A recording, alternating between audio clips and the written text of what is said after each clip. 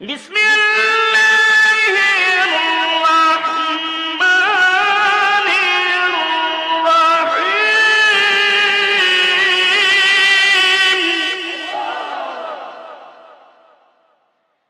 ইন্নাল্লাযীনা ইউযুনাল্লাহা ওয়া রাসূলাহু লা'নাহুমুল্লাহু ফিদ দুনিয়া ওয়াল আখিরাহ ওয়া আ'আদ্দা লাহুম আযাবাম মুহিনা। আলোচনায় ঢুকে গেলাম, ডাইরেক্ট আলোচনা, আর এদিক সেদিক নয়। কুরআনুল কারীমের মাঝে আমার আল্লাহ সুবহানাহু ওয়া তাআলা ডাক দিয়ে বলেন, ইন্না, নিশ্চয়,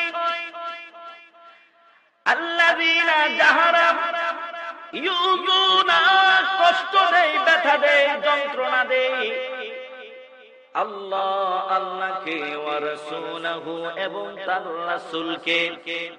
আমার আল্লাহ বলেন, নিশ্চয় যাহারা আল্লাহ এবং তার রাসূলকে কষ্ট দেয়, তাদের জন্য আমার আল্লাহ কি রেখেছেন? আল্লাহ বলেন, লা'নাহুমুল্লাহ, তাদের জন্য লানত আল্লাহর পক্ষ থেকে, ফিদ দুনিয়া, দুনিয়ার মধ্যে, ওয়াল আখিরা, পরকালে।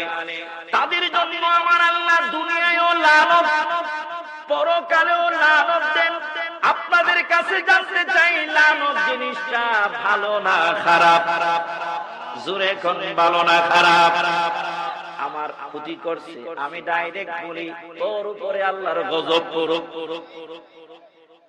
এই জিনিসটা, কথাটা কি ভালো না খারাপ? আমার আল্লাহ সেই কথাই বলছেন, যেই লোকটা আল্লাহরে কষ্ট দেয়, তার হাবিবকে কষ্ট দেয়, তার জন্য আমার আল্লাহ দুনিয়ায়ও লানত রেখেছেন, পরকালেও লানত রেখেছেন। আমার আল্লাহ শুধু এই কথা বলে নাই, এরপরে আমার আল্লাহ কই, ওয়া আ'আদ্দা লাহুম আযাবাম মুহিনা। আমি আল্লাহ রাব্বুল আলামিন তাদের জন্য, যারা আমার আল্লাহকে কষ্ট দেয়, তার হাবিবকে কষ্ট দেয়, তাদের জন্য আমার আল্লাহ যন্ত্রণাদায়ক শাস্তি প্রস্তুত করে রেখেছে। কুরআনুল কারীমের মাঝে। তাহলে আমরা কি আমার আল্লাহ তার রাসূলকে কষ্ট দিব না ভালোবাসবো? একটু আওয়াজ দিয়ে বলুন, কষ্ট দেব না ভালোবাসবো? ওই নবীকে ভালোবাসলে লাভ হয় না লস হয়? হাদিস শরীফ, এবারে যাও তো, আজ যাও, আগে ভাগে যাও। বুঝছি, আমি বেশিক্ষণ কষ্ট দেব না, খুব মনোযোগ। কুরআন এবং হাদিস থেকে কয়েকটা কথা তুলে ধরি। বলছিলাম, আমরা আমার নবীকে, আমার আল্লাহকে কষ্ট দিতে চাই না, আমরা চাই প্রাণ ভরে ভালোবাসতে, ঠিক কিনা? এই ভালোবাসা লাভ আছে না নাই? কেমন লাভ?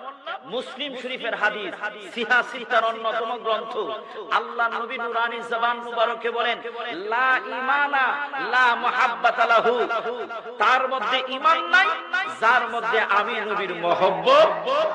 তাহলে নবীকে মহব্বত করলে, ভালোবাসলে লাভ হয় না লস হয়?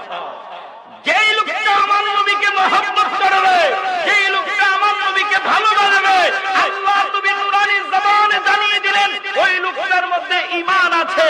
যার মধ্যে ঈমান আছে, ঈমানদারের জন্য নামাজ, ঈমানদারের জন্য রোজা, ঈমানদারের জন্য হজ, ঈমানদারদের জন্য যাকাত, ঈমানদারদের জন্য দাড়ি, টুপি, জুব্বা, পাগড়ি। কথা কোন ঠিক কিনা? ওই ঈমানদার আমরা হতে চাই কি চাই না? এই ভাই, এই দিকের ভাইরা কিচ্ছু কয় না, আমরা হতে চাই কি চাই না? আমার বন্ধু, আমার ভাইরা, এবার যদি আমার নবীকে প্রশ্ন করি, ইয়া রাসূলুল্লাহ, আপনাকে কতটুকু ভালোবাসলে আমি ঈমানদার হতে পারবো গো নবী, আপনি আমাদেরকে জানায়া দেন।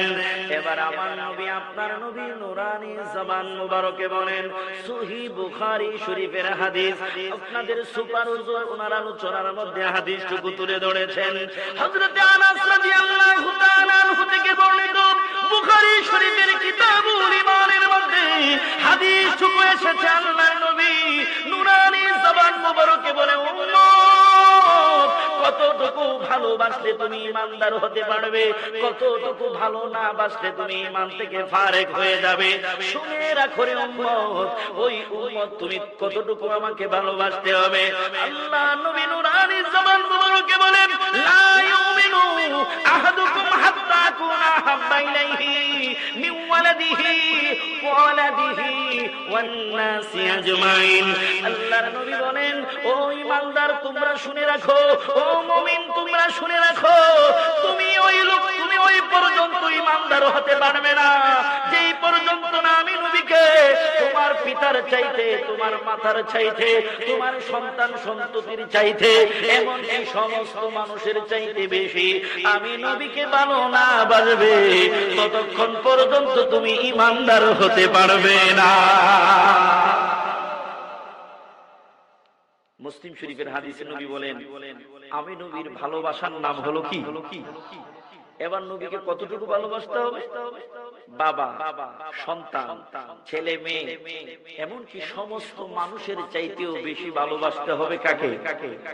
আমার বন্ধু বাবারা ভাইয়েরা, আসুন হাদিস শরীফ থেকে শুনলাম, এবার আমার আল্লাহ তিনি কি বলেন, আল্লাহর কোরআনে কি ফতোয়া জানার দরকার আছে না?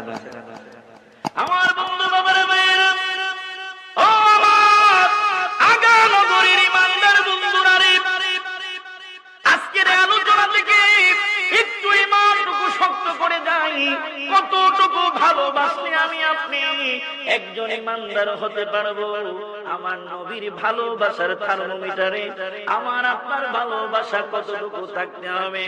আল্লাহ নবী নূরানী জবান মুবারকে বললেন, তুমি তোমার পিতা, তোমার সন্তান, এমনকি সমস্ত মানুষের চাইতে বেশি আমি নবীকে ভালোবাসতে হবে। আমার আল্লাহ এর চাইতে বেশি ঘোষণা দিচ্ছেন। আমার আল্লাহ ডাকিয়ে কোন পৃথিবীর মানুষেরা শুনে রাখো, আমার নবীরে কতটুকু ভালোবাসলে তুমি ঈমানদার হবে। এবার আমার আল্লাহ কুরআনুল কারীমের সূরাতুত তাওবা, কুরআনুল কারীমের সূরাতুত তাওবার 24 নম্বর আয়াতের মধ্যে আমাদেরকে জানিয়ে দিচ্ছেন কতটুকু ভালোবাসলে আমি আপনি ঈমানদার হতে পারবো।